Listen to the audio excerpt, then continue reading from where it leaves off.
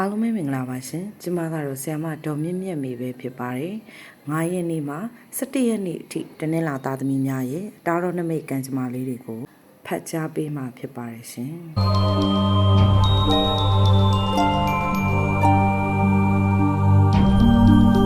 ကျမ်းမာရေးနမိတ်ကဲ့အရာတနင်္လာသားသမီးများဟာယခုတစ်ပတ်ထဲမှာမိမိမှာရှိနေတဲ့ယောဂဝေဒနာတွေကိုလှိလျူရှုနေတဲ့ကာလလို့မြင်ရပါတယ်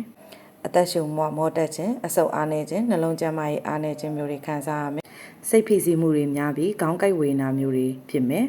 မျက်စိတွေအားနည်းခြင်းအမြင်ကြားအာရုံတွေအားနည်းခြင်းမျိုးတွေဖြစ်မယ်မှတ်ဉာဏ်တွေမေ့လျော့တတ်တဲ့အနေအထားခဏခဏမေ့တတ်တဲ့ကိစ္စလေးတွေပေါ်မယ်စိတ်ခံစားချက်တွေကိုချုပ်တီးနေရတဲ့ကာလလို့မြင်ပြီးမိမိရဲ့ကျန်းမာရေးကိုလှစ်လျူရှုနေတတ်တဲ့ကာလလို့မြင်ပါတယ်ရှင်ယခုတစ်ပတ်မှာစီးပွားရေးနဲ့ပတ်သက်ရင်တော့တက်ကြွမှုအားနည်းပြီးတော့အရာရာကိုချင့်ချိန်စဉ်းစားပြီးတွေးဝေနေတဲ့ကာလလို့မြင်ရတယ်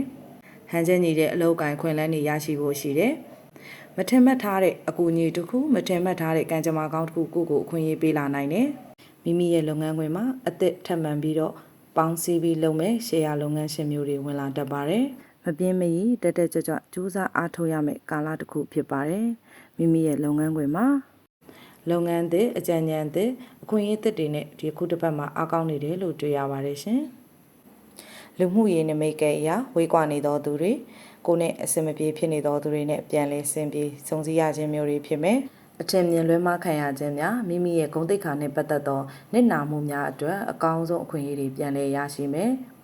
အတိတ်ကအစင်မပြေနေသောပြဿနာများကိုပြန်လည်ဖြေရှင်းခွင့်အခွင့်အရေးရရှိမယ်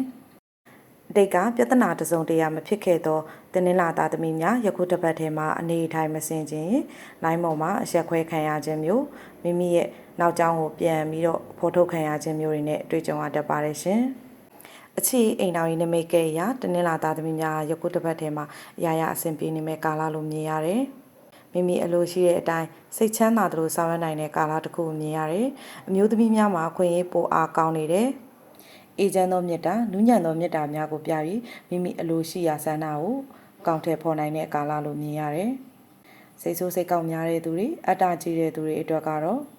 ဟန်ဆောင်သောချစ်ချင်းတရားမဖြူစင်သောအိမ်တော်ရေးမျိုးကိုရရှိတတ်ပါတယ်။ကိုယ့်ရဲ့အိမ်တော်ဘက်ဖောက်လွဲဖောက်ပြန်ပြုခြင်းတွေကိုခံရတတ်ပါတယ်ရှင်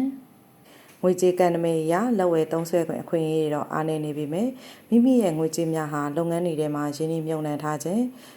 တိုးတက်ခိုင်မာမှုရှိသောလုပ်ငန်းများပေါ်တွင်မိမိရဲ့ငွေကြေးများအားကောင်းနေတာမျိုးတွေတွေ့ရတယ်။စုမဲများငွေစုငွေကြေးလုပ်ငန်းများတွင်မိမိရဲ့ငွေကြေးရင်းနှီးမြှုပ်နှံမှုတွေအားကောင်းနေတယ်လို့တွေ့ရပါတယ်ရှင်။ယခုကျွန်ုပ်ဟောကြားသောတာရောနမိတ်ခက်ကလေးများသည်တနင်္လာသားသမီးများအားလုံးအတွက်အထောက်ပံ့ဖြစ်ပါစေ။တနင်္လာသားသမီးများနဲ့ကျွန်ုပ်ကန်ဆက်မှုရှိပါစေ။တနင်္လာသားသမီးများအားလုံးကျန်းမာရေးအထူးကောင်းမွန်၍စီးပွားလက်လာပါများပေါ်ကျယ်ဝကမိသားစုပျော်ရွှင်အေးချမ်းစွာနဲ့နေနိုင်ပါစေလို့ဆရာမကမေတ္တာပို့ဆုတောင်းပေးပါတယ်ရှင်။